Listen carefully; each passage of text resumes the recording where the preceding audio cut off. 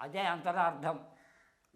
కాబట్టి మీరు బయట వేదాలు చదివి అది చెప్పుకుంటూ ఆ కాసేపు శ్రవణానందం అది బ్రహ్మానందానికి మూలం కాదు, తెలుసుకోవటానికి మూలమే. తెలుసుకున్న దాన్ని అనుభవానికి తీసుకోవాలి, అనుభవానికి తీసుకొని భోంచేయాలి. ఆ ఆనందం అనే అన్నాన్ని అనుభవించాలి.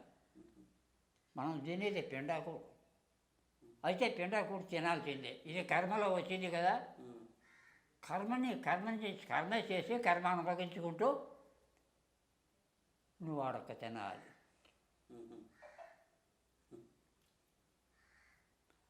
అడక్క తినాలి, అడుక్కోనిగా తినాల్సింది. అడక్క ఎవరిని అడగకూడదు. నీకు అన్నీ ఉంటాయి, అన్నీ నీలోనే ఉన్నాయి. ఎవరిని అడగకుండా తినాలి. ఇంట్లో కూడా అడగకూడదు. అంతవరకు అడిగి తినాల. ఆ అడిగి తినేది ఎంతవరకు? యోగమానికి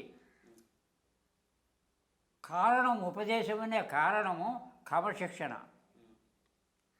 క్రమశిక్షణ లేనిది ఏ పని జరగదు, ఏమీ చూడలేవు, ఏమో అనుభవించలేవు.